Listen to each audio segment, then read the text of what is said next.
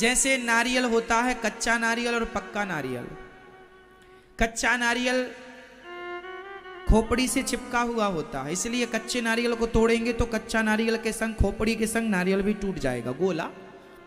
पर पका हुआ नारियल रहता नारियल के अंदर ही है, लेकिन अंदर रहकर भी वो बाहर वाले से अलग है, खोपड़ी से अलग हो जाता ना पका नारियल। आप पके नारियल को बजाएंगे तो अंदर से आवाज आएगी, मैं अलग हूं, मैं अलग हूं, मैं अलग हूं, मैं अलग हूं। आती आवाज? क्यों? वो है अंदर, लेकिन अंदर रह के भी अलग है। समझ रहे हैं? किस किस को बात समझ में आ रही है मैया? पका नारियल, नारियल का गोला रहता नारियल के अंदर ही है, पर वो गोला नारियल की खोपड़ी से अलग हो जाता। उसी प्रकार रहो आप संसार में ही, रहना घर में ही है, कहीं जाना नहीं है जंगल वंगल, रहना घर में ही है, पर घर में भी वैसे ही रहो जैसे पका हुआ नारियल खोपड़ी के अंदर अलग रहता है अंदर पर अलग है। आप भी पत्नी पत्नी, पति पत्नी, पुत्र परिवार, पैसे सब में रहो, सब में रहते हुए सबसे अलग रहो।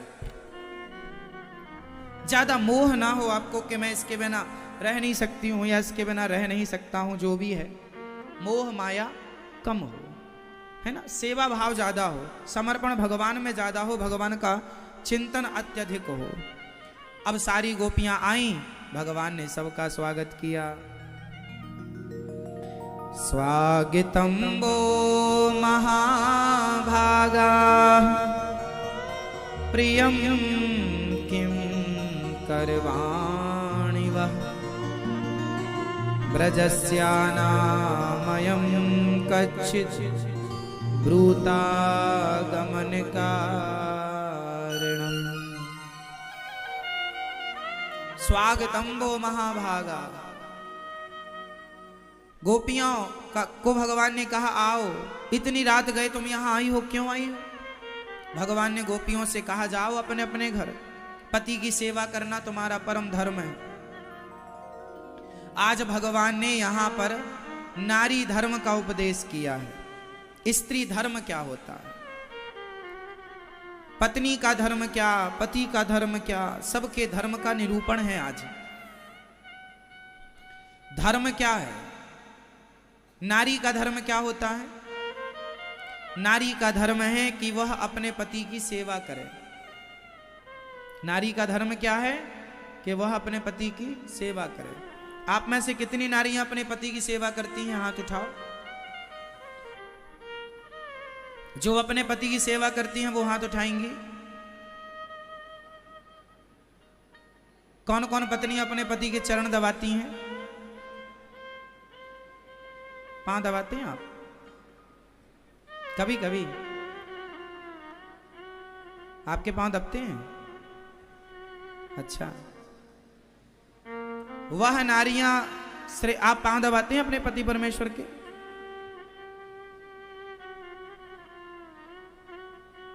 पति के चरण, लक्ष्मी जी सदा भगवान नारायण के चरण दबाती हैं। लक्ष्मी जी सदा भगवान के, बोलो हाँ या ना। लक्ष्मी जी सदा भगवान के चरण दबाती हैं। जिस घर की स्त्री अपने पति के सदा चरणों की सेवा करती है, उस घर में कभी धन धान्य की कमी नहीं हो सकती। यह भी एक बहुत बड़ा वास्तु है। आपको पता है, आप तो वास्तु स्पेशलिस्ट हैं। ये भी सबसे बड़ा वास्तु है कि यदि उस घर की स्त्री अपने पति के नित्य चरण दबाती है तो घर का वास्तु कितना भी बिगड़ा हो, घर में धन धान्य बरसेगा ही बरसेगा। वास्तु के हिसाब से हमें घर बनाना चाहिए। यदि किस दिशा, शास्त्र के, ये वास्तु शास्त्र हमारे वेदों से प्रकट हुआ है, पुराणों में स्पष्ट लिखा है। कहाँ रसोई हो, कहाँ लाइट बाथ हो, कहाँ मास्टर बेडरूम हो, कहाँ क्या हो, स्पष्टता से। सीढ़ी किस दिशा में हो, सीढ़ियां कितनी हो, घर में दरवाजे कितने हो, कहाँ पर आप पानी रखें, कहाँ पर आप रसोई रखें, सबका हिसाब बटा हुआ है। यदि आपका मकान दक्षिण मुखी है तो दक्षिण में हर दिशा हमें 9 दरवाजे देती हैं। हर दिशा हमें कितने दरवाजे देती हैं? 9। हर दिशा हमें 9 दरवाजे। उस 9 दरवाजे में कौन सा दरवाजा सर्वश्रेष्ठ होगा, यह वास्तु निर्णय करता है।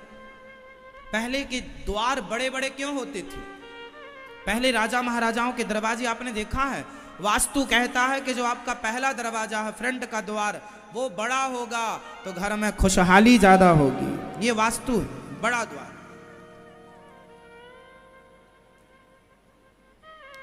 कौन सा मकान सबसे श्रेष्ठ होता है?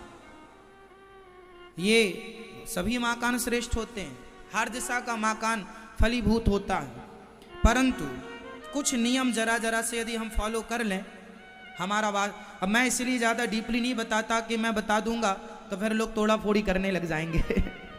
मैं नहीं चाहता कि आप अपने घर को तोड़ा फोड़ी करें, पर जब नया घर बनवाएं तो किसी वास्तु स्पेशलिस्ट से ज़रूर मुलाकात कर लें, राय ले लें, ताकि आपके घर में जीवन भर रहना है।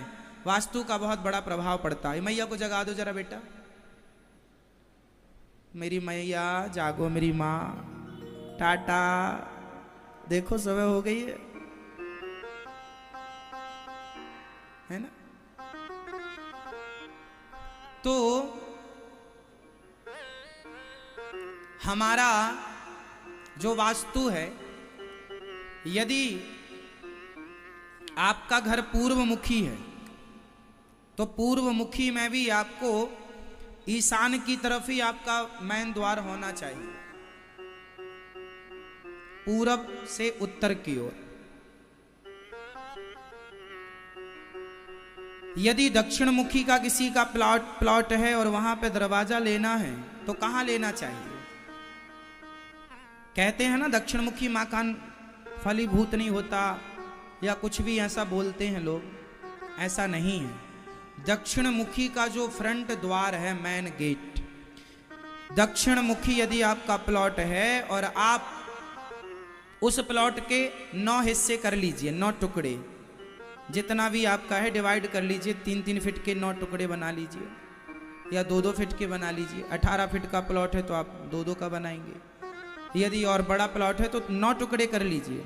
उसमें से 9 भागों में से जो आपका ये सीधा मान के चलिए कि जो सीधा जो दक्षिण मुखी द्वार है, बिल्कुल सीधा बीच में सेंटर में, सेंटर से हल्का सा पूर्व की ओर होना चाहिए, पूर्व की ओर, सेंटर से हल्का सा यदि पूर्व की ओर है, पूर्व की तरफ, दक्षिण में आपका प्लॉट है दक्षिण मुखी, तो सेंटर से हल्का सा पूर्व की ओर यदि आपका दरवाजा है, मेन गेट, तो दक्षिण मुखी घर भी शुभ होता है, वह भी घर शुभ है। दक्षिण मुखी कई लोगों का घर होता है, पर उनका गेट फ्रंट बीच में होना चाहिए, बीच से हल्का सा पूरब की ओर, पूरब की ओर। हमारा गांव का घर दक्षिण मुखी है और दक्षिण मुखी फ्रंट में दरवाजा है, हल्का सा पूर्व की ओर, शुभ है। तो ये कहां पर हम रसोई, आग्नेय कोण में ही हमारी रसोई हो, और स्त्रियों का मुख भोजन बनाते समय पूर्व दिशा की ओर ही होना चाहिए, सबसे उत्तम। फिर विकल्प बहुत सारे हो सकते हैं, जो श्रेष्ठतम है वह यह है। और महिलाएं जब रसोई में जाएं तो चप्पल पहन के बिल्कुल ना जाएं, यह भी वास्तु है। आजकल तो हमारी माताएं पूरे घर में चप्पल पहन के चलती हैं, जैसे घर के अंदर भी कांटे बिछा रखे हों किसी ने। चप्पल पहन के चलने का ये कल्चर अच्छा नहीं है। इसका बहुत बड़ा कारण है, आपको पता है, आप फेस का तार पकड़ लीजिए और आप फेस का तार पकड़ लीजिए और अर्थ ना पकड़िए तो आपको करंट नहीं लगेगा। आपको पता है, आपने चप्पल पहन करके यदि फेस का तार पकड़ लिया है तो आपको करंट नहीं लगेगा, बोलो हाँ या ना। लेकिन आप नंगे पांव तार पकड़ेंगे तो करंट लग जाएगा। कारण क्या है बताइए जल्दी से, क्या है? क्योंकि पृथ्वी से अर्थ प्राप्त होता है। पृथ्वी से क्या मिलता है मेरी माँ? साइंटिफिक बोल रहा हूं इसलिए समझना है आपको। पृथ्वी से क्या मिलता है हमें? 24 घंटे अर्थ मिलता है। आप माने ना माने, करंट पकड़ के देखिए, अर्थात तार फेस का, चप्पल पहन के पकड़िएगा, करंट नहीं लगेगा। क्योंकि अर्थ मिलता है। उसी तरह जब आप हमारी माताएं भोजन बनाती हैं तो भोजन बनाने में माँ का भाव भी भोजन में प्रवेश करता है, और जमीन से जो पॉजिटिविटी मिल रही है, जैसे अर्थ कहते हैं, जमीन से सब कुछ मिलता है। गन्ने में मिठास कहाँ से भरी गई? जमीन से। नीम में कड़वाहट कहाँ से भरी गई? औषधियों में जितने गुण होते हैं वो सारे गुण कहाँ से प्राप्त हुए? जमीन से। मतलब ये पृथ्वी में सब कुछ है। सोना, चांदी, हीरा, मोती, खनिज पदार्थ, पेट्रोल, डीजल कहाँ से मिलता है? कोहिनूर हीरा कहाँ से निकला था? सबकी जननी ये है पृथ्वी माता। पॉजिटिविटी यहीं से निकलती है। तो जब माँ बड़े भाव से भोजन बनाती है तो माँ के शरीर से होता हुआ वह पॉजिटिव एनर्जी, वह अर्थ भोजन में जाकर प्रवेश करता है। वो शक्तियां दिखाई नहीं पड़ती, जैसे अर्थ दिखता नहीं है, करंट दिखाई नहीं पड़ता पर करंट होता है। उसी तरह से चप्पल आप पहन लेती हैं तो जो धरती से मिलने वाली पॉजिटिविटी थी वो कट हो जाती है। फिर भोजन तो बनता है पर भोजन में जो एनर्जी आपके शरीर से होते हुए पृथ्वी की जो एनर्जी उसमें प्रवेश कर रही थी वह कट हो गई। उसी तरह कट हो गई जैसे फेस का तार पकड़ने से करंट नहीं लगा, अर्थ कट हो गया। उसी तरह पॉजिटिविटी कट हो गई। अरे आप अच्छा एक काम करना, बड़े गुस्से में आप भोजन बनाना, गुस्सा में, लाल पीले हैं आज, इसका नाश हो जाए, सत्यानाश, ये छौंका लग रहा है, उसकी लिटिया डूब जाए, ये छौंका लग रहा है। आप बड़े गुस्से में भोजन बनाएंगे ना तो आपका भोजन जो करेगा, जब तक वो भोजन उसके पेट में रहेगा उसे गुस्सा आएगा। जैसा खाए अन्न वैसा रहे जोर से मन। इसलिए आप बड़े प्रेम से भोजन बनाइए, भगवान का नाम जपते जपते बनाइए, स्माइल के साथ बनाइए, प्रसन्नता के साथ बनाइए, तो खाने वाला भी सदा प्रसन्न रहेगा। इसलिए माताओं को चाहिए कि भोजन बड़ी प्रसन्नता से बनाएं, भगवान का स्मरण करते हुए बनाएं, और बहुत पवित्रता से भोजन बनाना चाहिए, क्योंकि आने वाली बुद्धि उस अन्न पर ही टिकी है। खाने वाला भी प्रसन्न रहेगा। अब आप गुस्से में बना रही हैं, चिड़चिड़े से बना रही हैं, चिड़चिड़े भाव से, चप्पल पहनकर बना रही हैं, चप्पल पहनकर बनाएंगी तो ठाकुर जी का भोग कैसे लगेगा? अब आप कहते हैं महाराज जी हमारी रसोई की चप्पल अलग है। कोई बात नहीं, भले चप्पल है पर है तो चप्पल ही, सोने की ही चप्पल क्यों ना हो, पर चप्पल को चप्पल पाँव में ही पहना जाएगा, गले में तो लटका नहीं सकते। इसलिए साइंटिफिक है कि पृथ्वी से अर्थ कट जाता है। वो पॉजिटिविटी जो आपको आपके द्वारा होते हुए भोजन में जा रही है वो कट हो गई। इसलिए ये गलती ना करें, चप्पल जूते पहनकर रसोई में ना प्रवेश करें। रसोई एक मंदिर की तरह होनी चाहिए। रसोई से ही हम सबका सारा जीवन चलता है। हम कमाते किसके लिए हैं? पेट के लिए। तो रसोई एक मंदिर है, तो रसोई पवित्र हो, मंदिर की तरह हो। वहां जाएं तो पवित्रता से जाएं, पॉजिटिविटी से जाएं, ताकि वहां से जो भोजन हम खाएं हमारे पेट में जाए वह पॉजिटिविटी से भरा हो, सकारात्मकता से भरा हो। ये भोजन में हम सबको सावधानी रखनी चाहिए। तो नारी का धर्म है पति की सेवा करना। आप लोग रोज अपने अपने पति की सेवा करेंगी चरण दबा करके। कौन कौन मैया आज से सेवा करेंगी चरण दबा कर? रोज रोज थोड़ी थोड़ी पांव दबाया करो। कौन कौन दबाएगा? हाथ उठा लो। नहीं दबाएंगे ना आप लोग? आप पांव नहीं दबाएंगे अपने पति के? तो काहे नहीं हाथ उठा रही हो? हाँ मैया, आप पांव दबाती हो अपने पति के? आप दबाती हो? आपसे पूछ रहे हैं। आप पांव दबाती हो?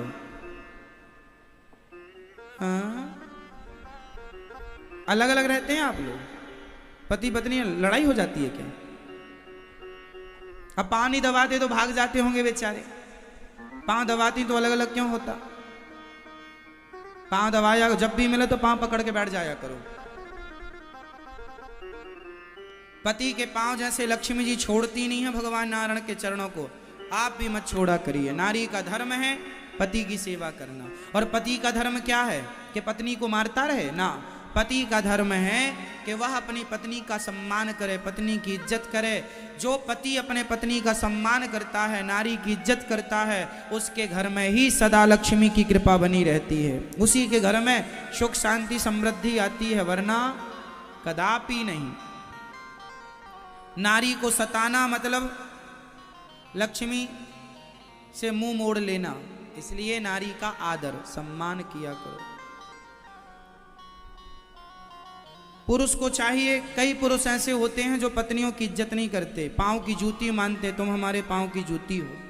पत्नी पांव की जूती नहीं होती, पत्नी तो सिर की पगड़ी होती है, शोभा होती है, सम्मान होती है, इज्जत होती है, इसलिए हमें इज्जत करना चाहिए। कौन कौन पुरुष पत्नी की इज्जत करेंगे? हाथ उठा लो भैया, पुरुष लोग। भैया आप पुरुष हो क्या?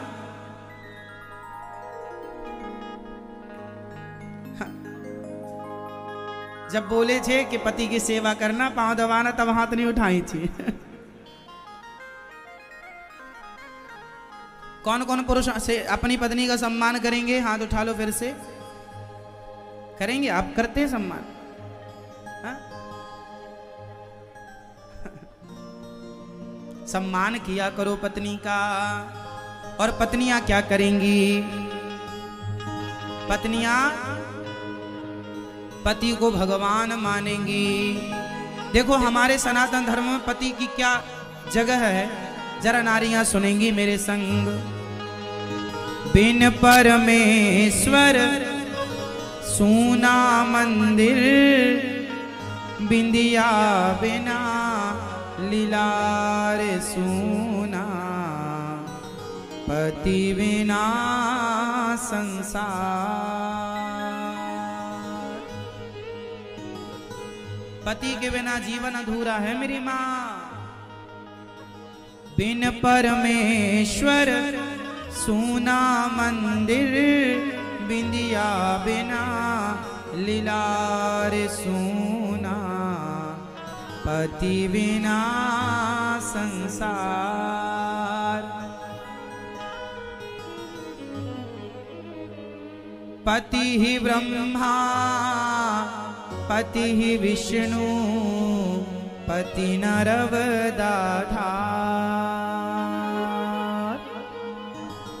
जिस नारी ने पति को पाया, उसकी नैया पार सूना, पति बिना संसार।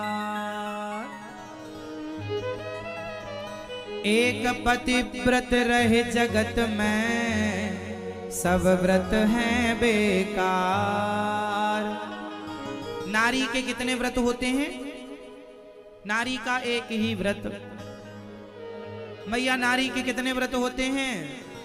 बता दो मेरी माँ। मैया आप भी बोलो कुछ मेरी माँ। मैया बताओ नारियों के कितने व्रत होते हैं?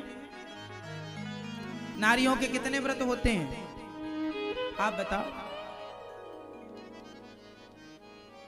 नारियों के एक ही व्रत होता है। एक पतिव्रत रहे जगत में, सब व्रत हैं बेकार। सारे व्रत बेकार हैं। सबसे श्रेष्ठ व्रत कौन सा है? पतिव्रता नारी सर्वश्रेष्ठ नारी होती है। अच्छा बताओ पतिव्रता नारी किसे कहते हैं? क्या पहचान है पतिव्रता नारी की? आप पतिव्रता तो होंगी ही सब। पतिव्रता नारी कैसी होती है? जो पत्नी अपने पति के सिवा स्वप्न में भी पराये पुरुष का चिंतन ना करे, उसे पतिव्रता नारी समझना चाहिए। जो अपने पति के सिवा पर पुरुष का चिंतन सपने में भी ना करे, उसे पतिव्रता नारी मानना चाहिए।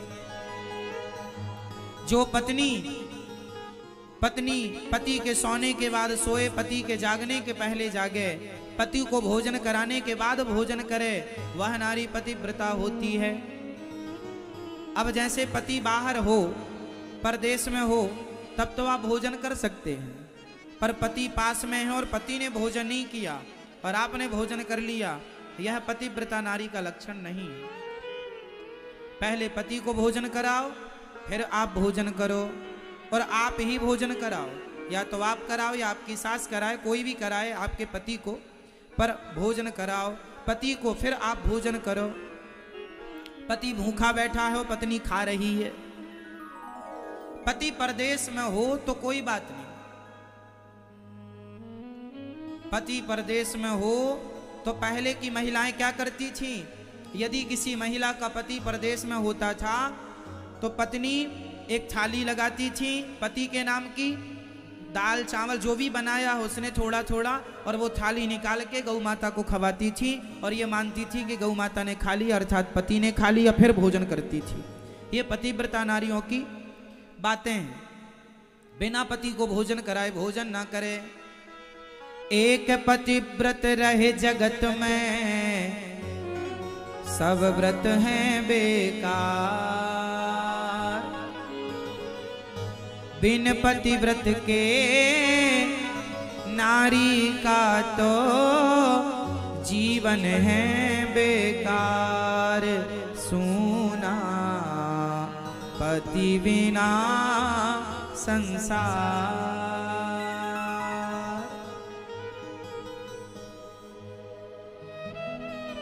एक ही धर्म है नारी का, खूब सेवा करो।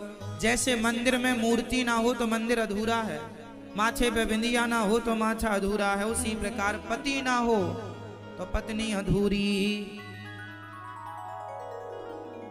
इसलिए पति ही ब्रह्मा पति ही विष्णु पति नरवदाधा। जिस नारी ने कंधा पाया उसकी नैया पार। सोना पति बिना संसार। पति परमेश्वर होता है, खूब सेवा। अब कहो महाराज हमारा पति बड़ा दुष्ट है, मारता है सताता है। अच्छा, आप में से कुछ माताएं कहती हैं हमारा पति बड़ा दुष्ट है, बहुत तंग करता है, बहुत शराब पीता है, बहुत मारता है। क्यों? कारण क्या है? आपका पति अच्छा क्यों है और आपका पति बुरा क्यों है? इसका भी रहस्य है। रहस्य यह है कि आपने कोई अच्छा पुण्य किया होगा तो आपका पति बहुत अच्छा है, आपने कोई पाप किया होगा इसलिए आपका पति आपको मारता रहता है। बाजार में सब प्रकार की चीजें मिलती हैं। 5,000 की भी टीवी मिलती है बाजार में और 50,000 की भी मिलती है। आपका बजट क्या है? आपका बजट कम है तो आपको चाइना मॉडल टीवी मिल जाएगी। 2-2.5 हज़ार में भी टीवी मिल जाती है, चाइना मॉडल, चाइना की, कोई गारंटी नहीं, कोई वारंटी नहीं। और पैसे हैं तो आप ब्रांडेड लीजिए अच्छी वाली। तो दो चीजें मिलती हैं बाजार में, एक सस्ती और एक महंगी। उसी प्रकार से आपका पति यदि घटिया है, समझ लो सस्ता वाला पकड़ा दिया भगवान ने आपको। पति भी दो प्रकार के होते हैं, एक सस्ता पति एक महंगा पति। जो आपका पति अच्छा है, ब्रांडेड है, जो आपका अच्छा पति है मतलब ब्रांडेड है, और ऐसे ही है 2 कौड़ी का मतलब घटिया चाइना मॉडल है ना। जो पति आपकी इज्जत करता है, आपका सम्मान करता है, वो तो ब्रांडेड पति है। और जो शराब पी के आपको मारते ही रहे, ये 2 कौड़ी का है, ये मैया को सस्ता वाला मिल गया लगता है ना मैया। चाइना मॉडल ऐसे होते हैं बिगड़ जाए तो बनते भी नहीं है। कुछ पति ऐसे हैं बिगड़ जाए तो सुधरते भी नहीं है। तो 2 प्रकार के पति हैं। आप लोगों को कैसा मिला? ब्रांडेड। भगवान ने महंगा वाला दिया, सस्ता वाला। आपके पुण्य ज्यादा थे तो महंगा वाला, पुण्य कम थे भगवान ने सस्ता वाला पकड़ा दिया, चलो काम चलाओ इससे। इसलिए आपने पुण्य किया होगा तो आपको अच्छा मिला। पति किससे मिलता है? पुण्य से। माता पार्वती ने 10,000 वर्षों तक कठोर तप किया, तब कहीं जाकर उन्हें शंकर जैसा पति प्राप्त हुआ। कोई फ्री में थोड़ी मिल गए शंकर जी, है ना मेरी माँ। इसलिए जो लड़की, जो पत्नी कोई पुण्य की होगी आपने इस जन्म में, पिछले जन्म में, उस पुण्य के बल से आपको अच्छा पति मिलता है। इसलिए पुण्य करते रहना चाहिए। पुण्य के बल पर अच्छा पति मिलता है। अच्छा, पत्नियां भी सस्ती महंगी होती हैं। जो ब्रांडेड पत्नियां होती हैं ना, वो बड़ी सहनशील होती हैं, अच्छी क्वालिटी की पत्नियां। कितना भी घर में कुछ हो जाए पर जवाब नहीं देती, सहती हैं। और चाइना मॉडल पति, जरा सी बात हुई तो मैं मायके चली जाऊंगी, तुम देखते रही हो। बात बात पे गुस्सा होके मायके चली जाए, मतलब थर्ड क्वालिटी की पत्नी है, बिगड़ जाती है बात बात में। तो जो बात बात में बिगड़ जाए थर्ड क्वालिटी की है, मायके चली, हर बात में मायका, ये चाइना मॉडल है ये। आप लोगों की पत्नियां कैसी हैं? आप कैसी पत्नी हो मैया? अच्छी क्वालिटी की कि लो क्वालिटी की? चाइना मॉडल तो नहीं हो, ब्रांडेड बनिएगा। कुल मिला करके पत्नी और पति दोनों प्रेम से रहें। अच्छा, आपके पति आप लोगों को डांटते तो नहीं है? आपके पति आपको डांटते हैं?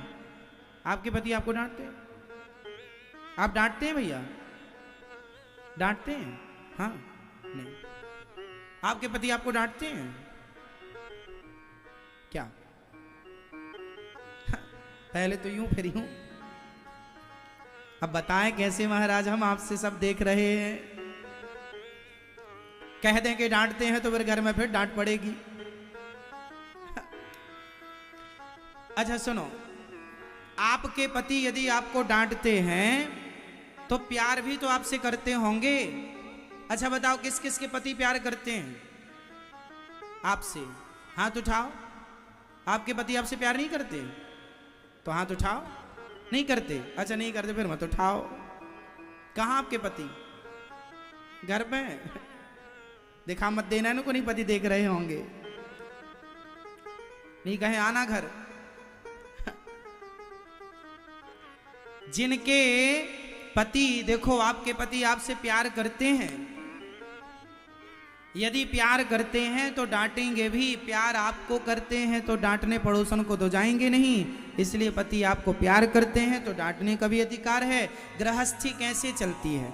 गृहस्थी ऐसे चलती है, कुछ हम कहें, कुछ तुम सुनो, कुछ तुम कहो, कुछ हम सुने, ऐसी गृहस्थी चलती है।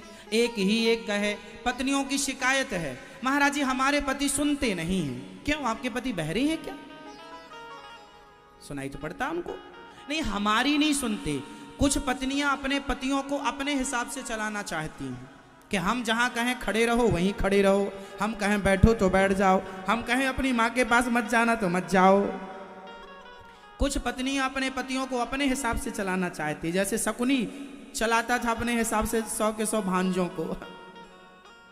ऐसी कुछ महिलाएं चाहती हैं हमारा पति हमारे ऐसे बस में हो जाए, हमारी कहने से चले। अब कुछ पत्नियों ने अपने पतियों से कहा, ए जी सुनते हो, या तो अपनी माँ को रखो या हमें रखो, अपनी माँ को बाहर करो। तो पत्नी के डर से बेटे ने माँ को निकाल दिया, और माँ को निकाला तो माँ वृद्धाश्रम आ गई। तो ऐसे भी बच्चे हैं जो अपनी पत्नी के कहने से अपनी माँ को घर से निकाल देते हैं।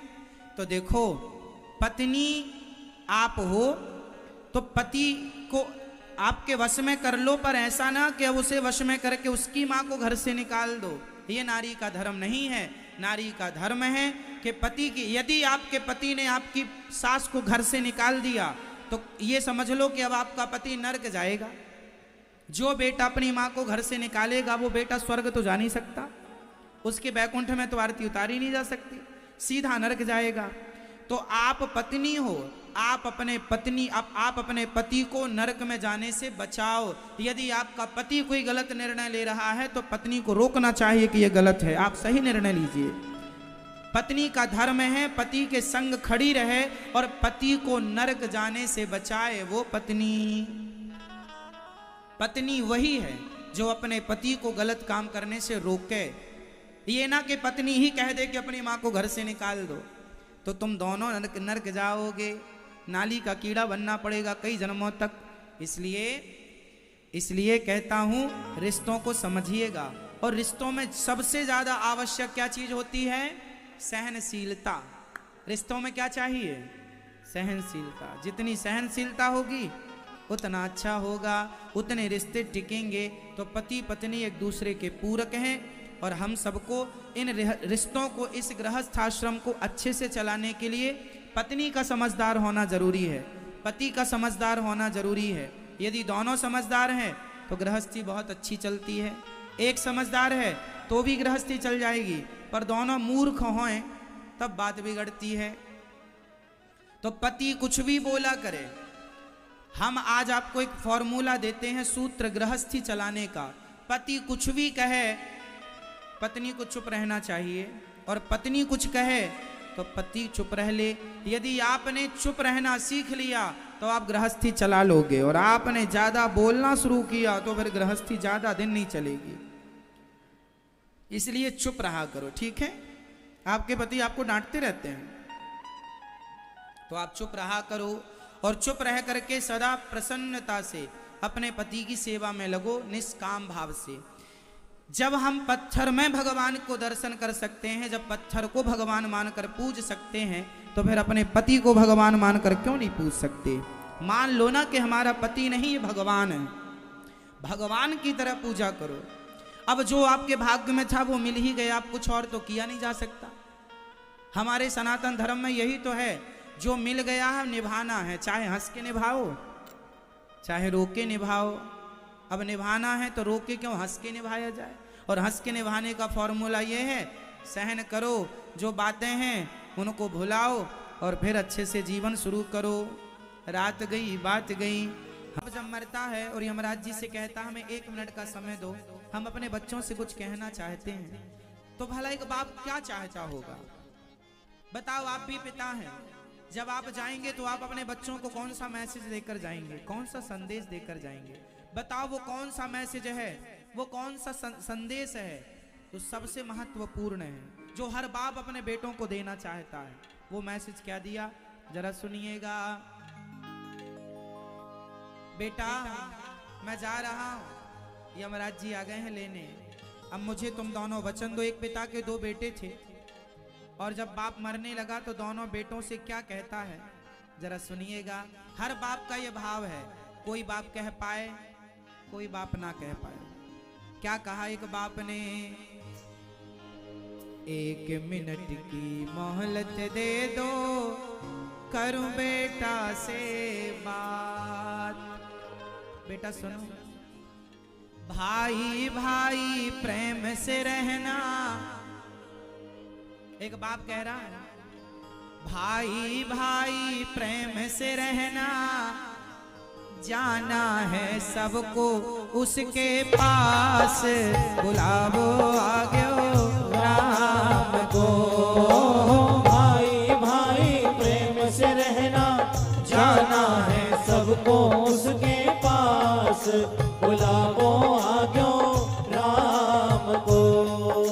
इससे अच्छा क्या मैसेज हो सकता है? एक बाप अपने बच्चों से यही चाहता है कि तुम दोनों सदा प्रेम से रहना, भाई भाई मिलकर रहना, इस परिवार की अखंडता को, एकता को बनाए रखना। धन कमाना, पर उस धन में कहीं बट ना जाना।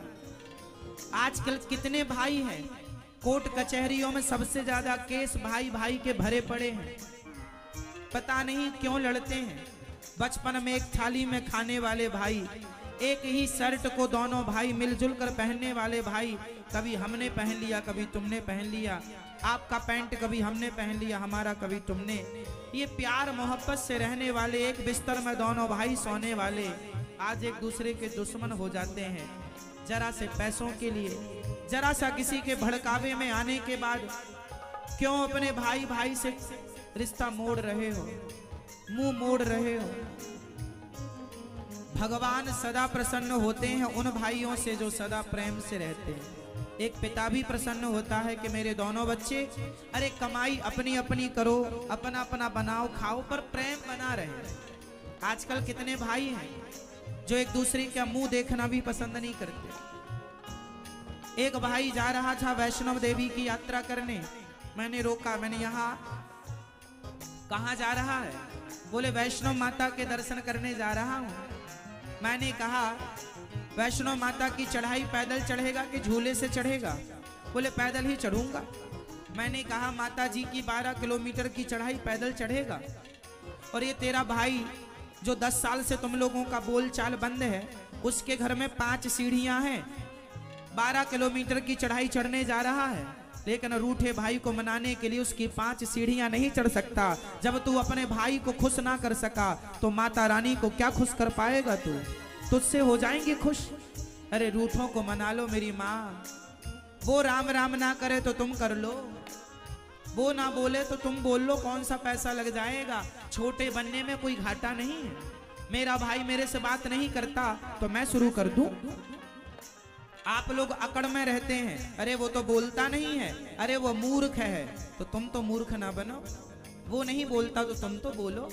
रिश्ते बाल्टी कुएं में उतरती है ना मेरी माँ, तो जब तक झुकती नहीं है तब तक भरती नहीं है। झुकना पड़ेगा। यदि झुककर रिश्तों को बचा सकते हो तो बचा लो, वरना टूट तो जाएंगे ही। कहते हैं धागा उलझ जाए तो सुलझाने की कोशिश करो, क्योंकि अंत में फिर एक ही ऑप्शन बचता है, कैंची चलाने का। हो सके तो रिश्तों को सुलझाने की कोशिश करो। तोड़ने के लिए कैंची बाद में चलाएंगे, पहले सुलझाओ। भाई भाई प्रेम से रहो, और भाई भाई प्रेम से है। तो कहते हैं कि रावण और राम में यही तो अंतर था कि राम के भाई उनके संग थे, इसलिए राम जीत गए। रावण का भाई संग नहीं था, इसलिए रावण हार गया। कारण बहुत कुछ हो सकते हैं, पर यह भी एक कारण है। इसलिए हाँ, भाई भाई प्रेम से रहना, भाई भाई प्रेम से रहना, जाना है सबको उसके पास, बुलावो आज्ञा राम को।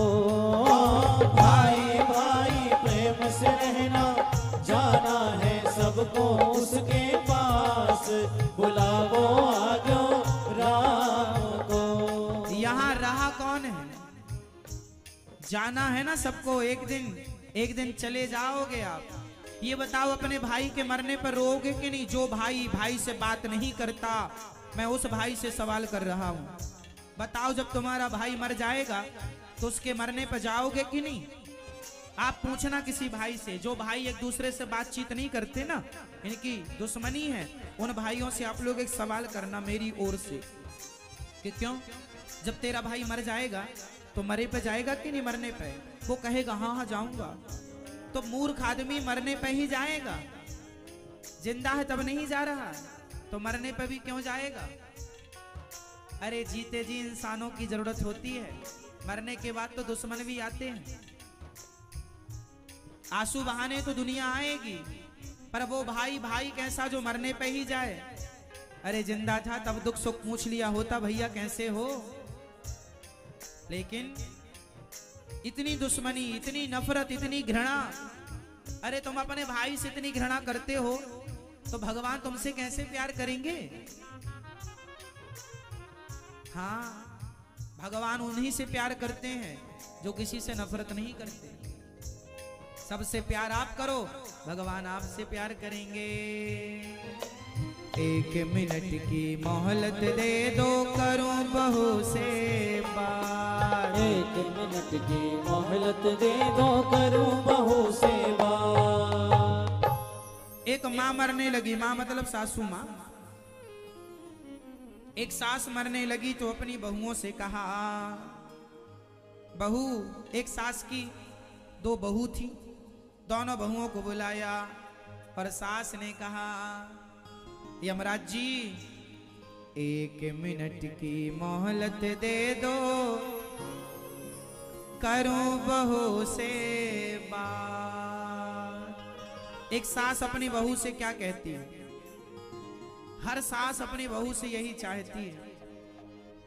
आजकल तो कुछ बहुएं ऐसी होती हैं कि सास जिंदा है, उसे 2 वक्त की रोटी देना भी उन्हें महंगा पड़ता है। मॉडल बहुएं हैं, सास को बनाकर रोटी नहीं दे सकती। अरे हम सेवा नहीं करेंगे, हम पांव दबाएंगे सास के क्या? अरे तुम भी तो कल बूढ़ी होगी, कल तुम्हारी भी तो बहुएं होंगी, जैसी करनी वैसी भरनी। अरे सास बहू के रिश्ते से नहीं, पर मुझे लगता है कि इंसानों को इंसानों की सेवा इसलिए करनी चाहिए कि हम करेंगे तो हमारी भी कोई करेगा। और मैं तो ये मानता हूं कि हम किसी की करेंगे तो हमारी जरूरत ही नहीं कि हमारी कोई करे। ठाकुर जी खुद हमारे संग होंगे, कोई हमारी करे ना, जरूरत ही नहीं है हमें किसी की सेवा लेने की। आप करिए बस। कुछ बहुएं ऐसी होती हैं जो अपनी सास को बुढ़ापे में 2 वक्त की रोटियां नहीं देती, अलग रहती है, सास अलग बनाकर खाती है। बहुओं ने कभी पूछा तक नहीं, माँ क्या खाओगी, क्या खाया, बूढ़ी सास भला क्या बनाएगी। यहाँ माता हमारी गौरी गोपाल आश्रम में एक दिन माँ ने बताया ना कि बच्चों ने अलग कर दिया अपनी माँ को, बनाओ खाओ। अरे बुढ़ापा शरीर है, बूढ़ा शरीर कहाँ बनता बता, बुढ़ापे में बनाया जाता है। हाथ कांपने लग जाते हैं, कहीं चढ़ाओ, कहीं कुछ डालो, कुछ गिर जाता है। बुढ़ापा बड़ा दुखद होता है मेरी माँ, इसलिए बुढ़ापे का ये दर्द बुढ़ापे में ही पता चलता है। इसलिए बुढ़ापों की सेवा, बूढ़ों की सेवा करना चाहिए, उन्हें इतना प्यार करना चाहिए कि उन्हें यह ना लगे कि हम बूढ़े हो गए हैं, हम अकेले हैं। अपने माँ बाप से खूब प्यार करना चाहिए हर बच्चे को, खासकर बहुओं को चाहिए कि अपनी सास से प्यार करो माँ की तरह, इंसानियत के नाते। कोई देखे ना देखे, तुम्हारा व्यवहार भगवान जरूर देख रहे होंगे। इसलिए आजकल की कुछ बहुएं तो ऐसी हैं, सेवा करती नहीं है, और जब सास मर जाती है तो बहुएं फ्रंट में बैठ बैठ करके रोती हैं, खूब बड़े बड़े आंसू बहाती हैं। एक बहू खूब रो रही थी, बाल्टियों से आंसू बहा दिया। किसी ने कहा कि जीते जी तूने इतना पानी पिला दिया होता सास को तो कुछ और जिंदा रहती। जिंदा थी सास तो गिलास भर पानी ना पिलाया और मर गई तो रो रही है। तो आप ये नाटक किसके लिए कर रहे हैं? देखो, दिखावे में ना जिया करो। आप हमें क्या दिखाएंगे और हम आपको क्या दिखाएंगे? देखने वाले तो भगवान हैं। आखिरी हिसाब ना आप हमें देंगे ना हम आपको देंगे, अंतिम हिसाब सब लोग भगवान को देंगे, और वो सब देख रहे हैं। इसलिए यथार्थ सब किया जाए। 1 मिनट की मोहलत दे दो, करूं बहू से बात। अब सास कह रही है बहू से, मैं तो म्हारो धर्म निभा दी, मैं तो म्हारो मतलब मैंने तो मेरा धर्म निभा दिया, मैं तो म्हारो धर्म निभा दी, मैं तो म्हारो धर्म निभा दी। बांध के रखियो ये परिवार, बुलावो आग्यो राम को। मैं तो म्हारो धर्म निभा दी, बांध के रखियो ये परिवार, बुलावो आग्यो राम को। मैं तो म्हारो धर्म, मैंने तो मेरा धर्म निभा दिया, परिवार को टूटने नहीं दिया। अब आपकी जिम्मेदारी, अब जोड़ना है या तोड़ना है। आप जेठानी देवरानी जरा प्यार से रहा करो मेरी माँ, प्यार से रिश्तों को निभाया करो। ये हमारी माताएं चाह लेना तो किसी के घर में झगड़ा ना हो। झगड़े की जड़ बहुत सारी स्त्रियां झगड़ा करा देती हैं। शादी के पहले कोई बेटा झगड़ा नहीं करता, शादी के बाद झगड़ा चालू होता है। पता नहीं कौन सा मंत्र मिल जाता है। यदि स्त्रियां चाह लें तो किसी घर में फूट ना पड़े। कहते हैं अच्छी बहू जो घर को जोड़ने वाली हो, ऐसी बहू भी भाग्य से मिलती है। अपनी बेटियों को मेरी माँ ऐसी बनाओ कि ये घर जोड़ने वाली बने, घर तोड़ने वाली ना बने। मैं तो म्हारो धर्म निभा दी, मैं तो म्हारो धर्म निभा दी, बांध के रखियो ये परिवार, बुलावो आग्यो राम को। मैं तो म्हारो धर्म निभा दी, बांध के रखियो ये परिवार, बुलावो आग्यो राम को। 1 मिनट की मोहलत दे दो, करूं पति से बात। 1 मिनट की मोहलत दे दो, करो पति से बात। एक पत्नी मरने लगी और कहती है, यमराज जी रुको, मैं अपने पति से कहना चाहती हूँ कुछ। एक पत्नी अपने पति से क्या कहती है? एक पत्नी जब मरने लगी, करवा चौथ का दिन था, पूजा कर रही थी, चांद का इंतजार था, चांद तो आए नहीं। यमराज जी आ गए, चलो आज तुम्हारा अंतिम दिन है। जाने लगी तो यमराज से कहा, महाराज 1 मिनट का समय दो, मैं अपने पति के लिए आज मैंने उपवास किया है, व्रत किया है, कुछ कहना चाहती हूँ। एक पत्नी जब मरने लगी तो अपने पति से क्या कहती है? आप लोग भी जब जाओगी तो अपने पति से क्या कहोगी? अच्छा बताओ, आपके अंदर क्या भाव है? आप जब जाने लगोगी भगवान के यहाँ तो अपने पति से आखिरी शब्द क्या कहोगी? इसलिए जो कहना सुनना है ना अभी कह लो, क्योंकि आखिरी वक्त में पता नहीं क्या कह पाए, क्या सुन पाए, क्या ना कह पाए, क्या ना सुन पाए। इसलिए रिश्ते हैं ना, तब उन्हें अच्छे से जिया करो, प्यार मोहब्बत से रहा करो। लड़ने झगड़ने के लिए कुत्ता बिल्ली होते हैं, इंसान होके कुत्तों की तरह लड़ते रहे आपस में, तो ये समझदारी नहीं। इसलिए पति पत्नी का रिश्ता बहुत, पति पत्नी का वो रिश्ता है जो जवानी से शुरू होता है। जवानी में शादी होती है ना, और झुर्रियां पड़ जाएं जब पत्नी के चेहरे पर और पति के चेहरे पर, फिर भी एक दूसरे के प्रति वही प्रेम बना रहे, ये है पति पत्नी का संबंध, ये है रिश्ता। कि बुढ़ापा आने पर भी वही प्रेम बना रहे, क्योंकि तुम दोनों एक दूसरे के पूरक हो। दोनों संग में रहकर खूब भगवान की आराधना करो, खूब भगवान का चिंतन करो। तो एक पत्नी अपने पति से क्या कहती है मरते समय? हाँ, विधवा कभी नहीं होती, आप विधवा नहीं हो। क्यों? मेरी मान्यता ये है कि जो नारी पति के जाने के बाद परमेश्वर से अपना रिश्ता रख लेती है वह नारी विधवा नहीं है, उसका संबंध ईश्वर से है। जो नारी अपने पति को छोड़कर पर पुरुष से संबंध रख ले उसे आप विधवा कह सकते हैं, पर जो नारी भगवान से, इसलिए हमारे यहां दो पति की व्यवस्था है।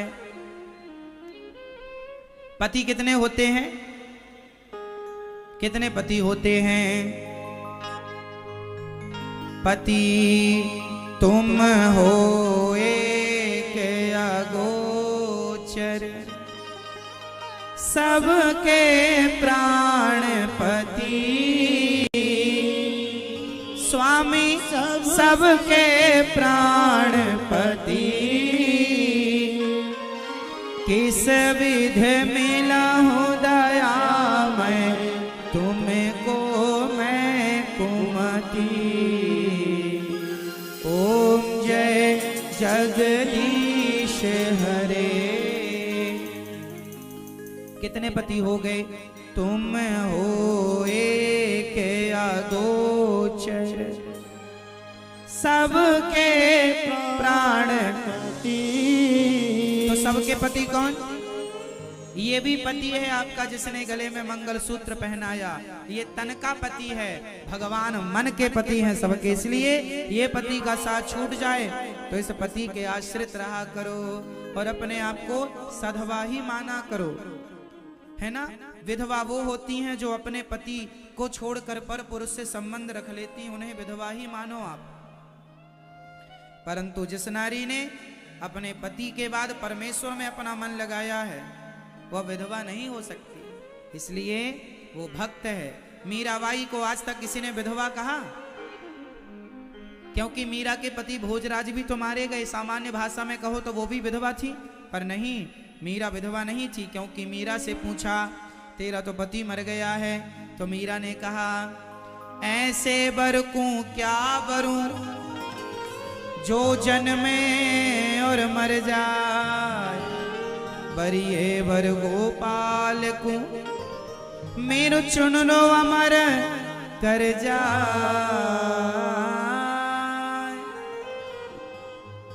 ऐसा वर क्या बरूं? तो मेरे पति भगवान तुम हो एक अगोचर, सबके प्राण पति। हो गए ना दो पति, तो भगवान ही सबके पति हैं, इसलिए उन्हीं को अपना पति मानो, उन्हीं को अपना जो मानना है। सब कुछ वही मात पिता तुम मेरे, शरण गाहूं मैं किसकी, स्वामी शरण पढ़ूं मैं किसकी। तुम बिन और न दूजा, प्रभु बिन और न दूजा, आस करूं मैं किसकी। ओम जय जगदीश हरे। तो भगवान हम सबके पालनहार हैं, वही सब कुछ है जो मानो भावना आपकी। गोपियों ने कहा हम आपके संग अब अपना पति आपको बनाएंगे। भगवान ने कहा ठीक है। तब गोपियों के संग भगवान ने रास रचाया। रास रचा ही रहे थे कि गोपियों को अभिमान आ गया, मैं बड़ी सुंदर हूं। तब भगवान छोड़कर अंतर्धान हो गए। तब गोपियों ने एक गीत गाया, हे गोविंद कहाँ हो, हे मनमोहन कहाँ हो, आपके सिवा हम कैसे जिएंगे, अब आपके बिना हम कैसे रहेंगे। अब सारी गोपियों ने जो रो रो करके गोविंद को पुकारा है कि गोपियों ने लता पता तुम ही बताओ हमारे श्याम सुंदर कहाँ चले गए। हे यमुना तुम ही बताओ हमारे नंद नंदन कहाँ चले गए, कहाँ गए हमारे मनमोहन। जब गोपियों ने रो कर के पुकारा, गोपियों ने एक गीत गाया है। गोपियों ने कहा, सारी गोपियां एक गीत गाती हैं और अपना भाव व्यक्त करती। सन लाल सा तासा माविर्भो छोरी स्मयमान मुखाम्बुजा पीताम्बरधरः स्त्रग्वी साक्षान् मन्मथ मन्मथः। जब गोपियों ने पुकारा तब भगवान गोपियों के मध्य प्रकट होकर के भगवान गोपियों के मध्य अब महारास रचा रहे हैं। सारी गोपियां उस महारास में झूम रही हैं। आप कहीं भी रहो, लेकिन आप भी ठाकुर जी के संग जुड़ सकते हैं। आप यहाँ वृंदावन में हैं, आप घर में हैं, कहीं भी भाव ये बनाओ कि हम भी गोपी बनकर गोविंद के संग झूम रहे हैं, नाच रहे हैं, गा रहे हैं, घूम झूम झूम के ठाकुर जी को रिझा रहे हैं। देखो नाचना, मीराबाई भी नाचती थी, पग घुंघरू बांध मीरा नाची रे, लोग कहें वो तो भई रे बबरिया, सास कहे कुल नासी रे, पग घुंघरू बांध मीरा नाची रे। भगवान के लिए कोई नाचे तो नाचना भी अच्छा है, इसलिए आप लोग भी भगवान के लिए नाचा करो। घर में एक उत्सव रखा करो ठाकुर जी की सेवा का, और आप भी हफ्ते 15 दिन में भगवान को अच्छे दूध दही पंचामृत घी से नहलाकर और ठाकुर जी का उत्सव मनाया करो।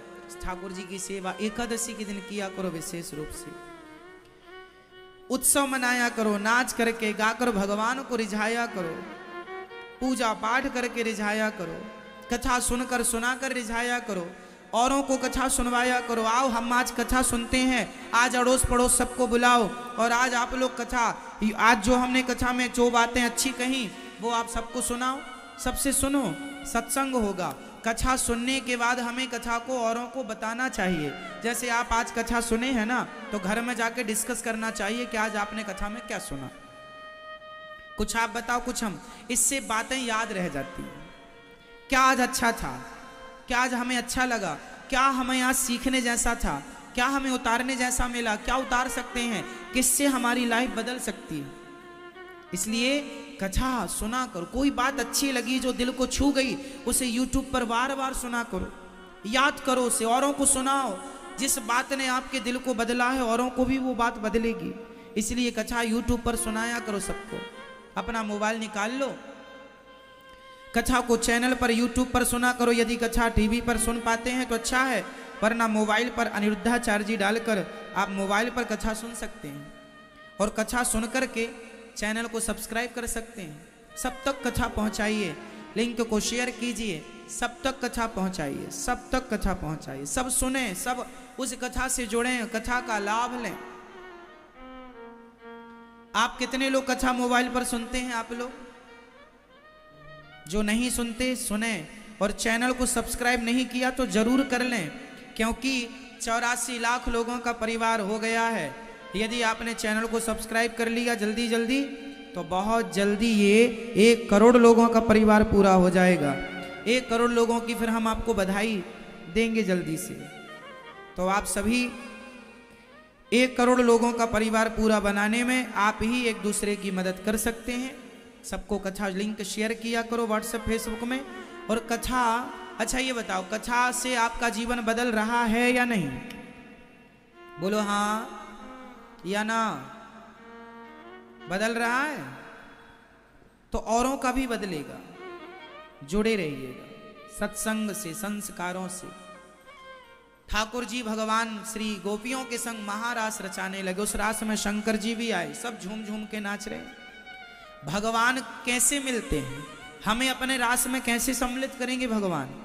ये जो गोपियां भगवान के संग रास रचा रही हैं, कौन है ये? वेद की ऋचाएं हैं ये। इन गोपियों ने खूब पुण्य किया है। आप भी पुण्य करें, हम भी पुण्य करें। उसी पुण्य के बल पर भगवान कभी ना कभी अपने रास लीला में हमें भी अवसर देते हैं, सम्मिलित कर लेते हैं। आओ, तुमने पुण्य किया, आओ हमारे संग मिल जाओ।